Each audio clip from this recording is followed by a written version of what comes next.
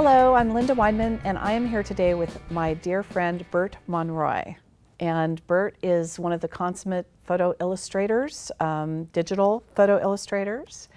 And I believe, Bert, that we must have met over 20 years ago at Macworld. Yeah, at least 24 or 5 years ago, yeah. So I think we're the elders at this point, we yes, can say. That's what Jeff Huey calls the us, elders, elders. yes. Exactly. The graybeards, well, you don't have a beard, but yeah. It's just what a good dye job does. Yeah. So I know that Photoshop just turned 20, and you have been using Photoshop exclusively in your work. And we also have just seen the release of CS5. And what are some of the new changes to Photoshop that are influencing your work? The reason I was able to co-author that first book on Photoshop is because I was already using Photoshop for 2 years before Adobe knew it existed. I was using it as part of my pixel paint work back then because it had a really cool airbrush way back in the beginning. One of the strange things about the new CS5 is the brush. That is a whole new brush, the bristle brush, which pretty much, to my mind, has taken the digital and brought it all completely to the world of traditional, where you now have a bristle brush that you can twirl and twist and press and have the bristles spread just like you would with a traditional brush.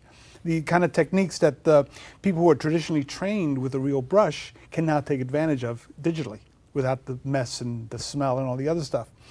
So it really has taken the digital world and brought it all the way around so that there is nothing to differentiate it from the traditional media anymore. And you know, in your work, you labor very intensively to get things to look real.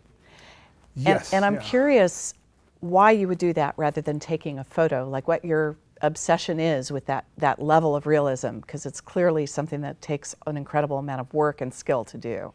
Well, first, let me start by saying that I'm not a photorealist, because photorealism is a movement, and photorealists adhere to the photograph.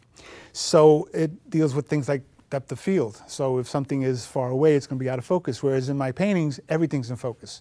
So it's more like hyperrealism. It's like you're actually there. Wherever your eye looks, it's going to come into focus. Mm-hmm. So it's everything is very sharp. Now, for me, it's not the picture. It's recreating that picture, recreating that experience for the viewer that's important for me.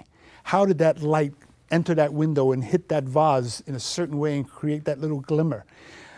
The photograph might be able to capture it, but no, my eye caught it in a certain way, so I painted the way the eye captures it and then try to recreate it, because to me it's that challenge of duplicating those effects of lights, reflections, shadows, and how they interact with each other.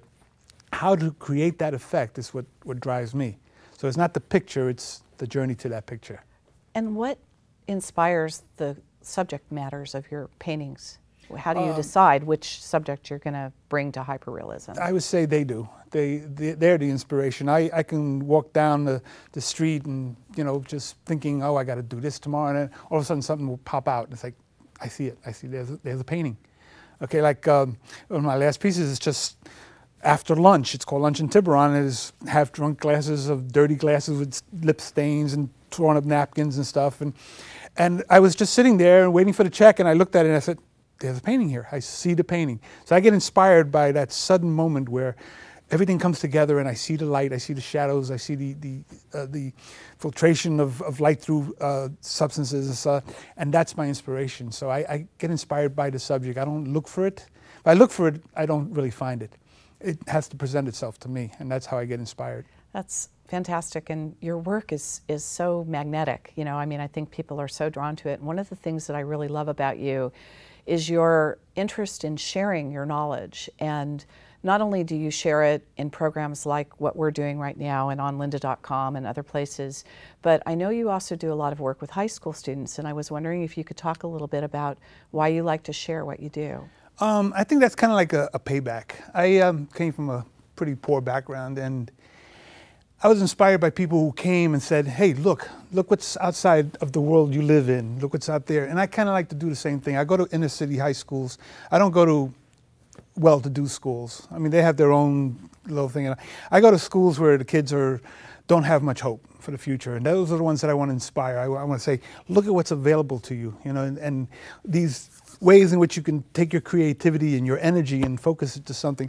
And then I see what they produce. That's the real reward. I just love that. I love to get these emails from people. Look what I did from what I learned from your podcast or whatever. And that's a real reward to me, that I know that I've inspired other people the way I was inspired. I've inspired them to take their creativity and create stuff. Fantastic. And your most recent piece is perhaps your most ambitious, the Times Square piece? Ambitious is a good way to put it, yeah. Most of my paintings take on the average about 250 hours to do. My first panorama was this painting Damon, a train station. That took 11 months. It was pretty involved. It was the first painting that I did with the print in mind, so it was pretty large. It was 10 feet wide by 40 inches high. When I did that, that's when I realized that the one painting I wanted to do all my life, I realized now there was a way to do it. And I always wanted to do it, but I could never feel it. I would look at it and I never felt the painting until I realized that the only way to do it is the way Times Square is to do it big. And then when the printers came out that have 64 inches on them, that's when I said, this is it. I have to do it with that size print involved. So the print is 60 inches by 25 feet. It's huge. Everything is different, so everything's been just one constant challenge, how to recreate this and that, and I'm having a ball with it. And people, because I never did people digitally. I did people traditionally, but I never did people digitally.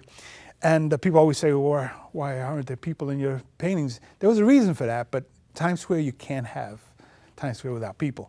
You're putting some interesting people in this. You're in painting. there. You're I know. Right there I was a photo of myself was and my husband Bruce was requested by Bert, but I know you're putting a lot of other people that you know in the painting. I'm putting pretty much a lot of the people that I've known through the years, friends and people from the industry. I had to populate the streets, and instead of having all these kind of soulless-looking people, I decided to put everybody I know, and they're all doing something. Everybody's involved in some kind of an event, a little story that I kind of based on their personalities, the way I know them and so on.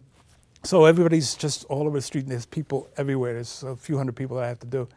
So I'm having a ball with that. And the new Photoshop has made that a lot easier, which is another reason I hadn't done people, because I used to do people, I would do a lot of smearing with chalk and stuff, whereas I never had that full capability digitally. But now with the bristle brush and the mixer brush, I'm able to go in there and blend colors much nicer and get feelings and hair a lot nicer than I could have before. So it's made it real easy to do these few hundred people that are in the painting. Now, did I hear correctly that you actually worked with Adobe on those brushes? Yes, I've been an alpha tester for Photoshop for a long time, and it's funny because when Photoshop 7 came out, which introduced the brush engine, I remember when I went down to see it, they said, the first thing I said is, I haven't seen anything this cool since Pixel Paint. And they all laughed, because it turns out Jerry Harris, one of the two guys who wrote Pixel Paint, is the guy who wrote the brush engine. The new bristle brush, I was brought down to San Jose to look at it when they were thinking about buying it, because they did buy that technology, third party. And it was pretty cool, and I saw it, and the movement of the bristles and the twisting and the turning. And so I gave a lot of input on how it should be implemented and so on. Then they started putting it into the product. And so I worked with them, and I used it really early. In fact, I used it in the painting before it was put into the product. So it worked a little differently than the end result. But I did have a lot of input, being one of the few painters that are alpha testers. I got called in on anything that has to do with painting and brushes. Smart on their part. Yeah, it's, you know, I gotta have somebody who tells them what to do with a paintbrush, you know, so I got called in early on that one. I'm sure that it will, and I want to thank you on behalf of all the people that you've inspired. You know, your generosity with your techniques and how you work is so brilliant, and we're just all very grateful to have you in our universe. Thank you, Bert. Well, thanks for the opportunity. It's a lot of fun doing it.